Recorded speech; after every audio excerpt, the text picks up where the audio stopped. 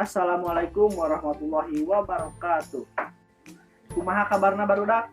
Daramang mugia urang sadayana di tangtayungan kasalamatan tur kasehatan ku Allah Subhanahu wa taala. Tepang deui sareng mata pelajaran bahasa Sunda. Dina dangat ayeuna pelajaran bahasa Sunda baris medar materi perkawis biantara. Naon ari biantara teh? Kumaha adeganana? Kumaha cara nepikeunana?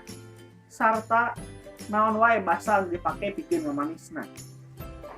Namun satu acan kana materi mangga awas heula contoh biantara anu aya dina buku Gapura Basa kaca 2 dugi ka kaca 4. Biantara nyaeta nyarita dihareupeun balarea. Tujuanana nepikeun gagasan atawa isi pikiran anu kudu kaharti. Saupama ditilik tina isi jeung adeganana atawa strukturna, diantara teh diwangun ku 3 bagian, nyaeta buka, isi, jeung panutup. Bubuka biantara. Bagian bubuka dina biantara teh isina ngucapkeun salam jeung sanduk-sanduk kanu hadir. Contohna seperti kieu. Bismillahirrahmanirrahim. Assalamualaikum warahmatullahi wabarakatuh. Puji sinareng syukur hayu urang sanggakeun ka Gusti Numur Beng Alam Allah Subhanahu wa taala anu maha welas tur maha asih. Rahmat sinareng salam mugia salawasna ngocor ngagolontor ka junjungan alam Nabi Muhammad sallallahu alaihi wasallam, ka kulawargana, ka para sahabatna, sareng ka umat-umat mantenna. Langkung ti payun simkuring ngahaturkeun sewu nuhun ka Panata Calagara anu parantos maparinan waktos ka simkuring kanggo sasanggem dina ieu acara. Hapunten anu kasuhun saupama dina biantara aya basa sareng paripolah anu kirang merenah. Isi biantara. Bagian isi biantara teh nyaeta ngebrehkeun pamaksudan biantara. Dina nepikeunana kudu diucapkeun kalawan jentre sarta ngagunakeun basa Sunda anu hade nu luyu jeung ejahan basa Sunda. Panutup biantara. Panutup biantara biasana eusina sanduk-sanduk deui sarta dipungkas ku salam. Contohna saperti kieu. Sakitu anu kapihatur boh pilih langkung saur bahe carek, boboh sapanon carang sapakan, hapunten anu ditedak. Wassalamualaikum warahmatullahi wabarakatuh. Saperantosna eta urang nincak kana nulis naskah biantara. Tapi satea acan urang prak kana nulis naskah biantarana, urang kedah miten heula kana sawatara hal. Naon wae anu kahiji aya urang teh baris biantara dina acara naon, sareng urang teh kedah apal naon tema atawa jejer acara anu baris lumangsung.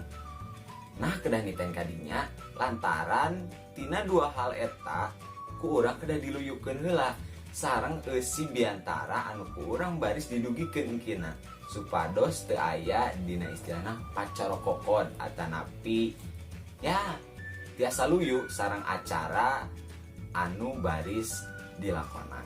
Anu katiluna aya saha wae anu baris ngaluruhan eta acara. Nah bet ieu kedah dititen atanapi diilikan deui margina aya kaitanana sareng eusi naskah biantara anu ku urang engkina bade didugikeun. Contona wae saupami dina acara paturai tineung biasana sok aya bapak kepala sekolah misalna, ibu miwah bapak guru, aya sepuh murang kalih anu engkina dina eusi biantarana ku urang kedah diajen. Kieu sapertos nama bapak kepala sekolah hormaten simkuring, ibu miwah bapak guru hormaten simkuring sareng sajabina. Nah kitu. Teras anu kaopat aya oge urang di dinya ngadugikeun biantara teh salaku naon. Contona wae salaku misalna dina paturai tineung deui ye urang ngadugikeun biantara salaku pupuhu panata calagara paturaitineng. Nah kedah dititenan margi oge kedah luyu sareng tupoksi urang dina ngadugikeunana. Ulah ayeuna urang janten pupuhu panata calagara paturaitineng tapi ngadugikeunana kana hatur nuhun ibu bapak anu parantos ngaping ngatik ngajaring simkuring salami 3 tahun lamina. Kan benten deui eta mah luyuna kanggo wawakil anu bade diistrenan ti sakola anu paturaitineng tadi teh.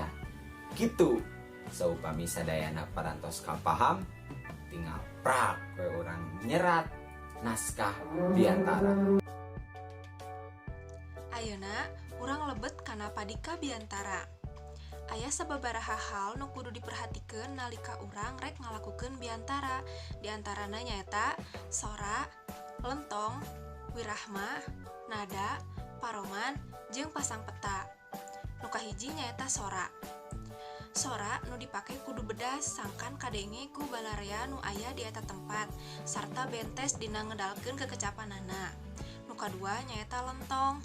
Lentong nu dipake kudu merenah sakumaha ilaharna lentong basa Sunda. Ulah nepikeun ka kajadian biantarana basa Sunda ari lentongna lentong basa Indonesia. Nu katilu nyaeta wirahma. Wirahma teh patalina jeung anca gancangna sarta tarik halona sora dina nyarita. Ulah anca teuing nepi ka ngayayay sarta ulah gancang teuing jiga nu rusuh. Sorana kudu diatur, lebah mana kudu tarik jeung lebah mana kudu halon. Nu kaopat nyaeta nada. Nada aya patalina jeung eusi unggal bagian tina biantara. Upamana eusina pika sediheun, tangtu bae kudu dikedalkeun dibarung ku rasa sedih. Kitu deui upama lebah pika bungaheun, kudu dikedalkeun ku nada anu gembira. Nu kalima nyaeta paroman. Paroman atawa pasemon dina biantara oge kudu diluyukeun jeung eusi biantara nu dikedalkeun. Nu pamungkas nyaeta pasang peta. Pasang peta dina biantara teu perlu kaleulewihi. Biasana ngan gerak leungeun nuturkeun wirahma jeung nada biantara nu dikedalkeun, cukup ku gestur hungkul. Aya sababaraha teknik biantara anu kudu dipikanyaho. Nu kahiji nyaeta teknik maca. Teknik maca nyaeta teknik biantara anu ngagunakeun teks atawa naskah. Biantarana teh ngan saukur maca nu aya dina naskah. Anu kadua nyaeta teknik nyatetkeun inti biantara.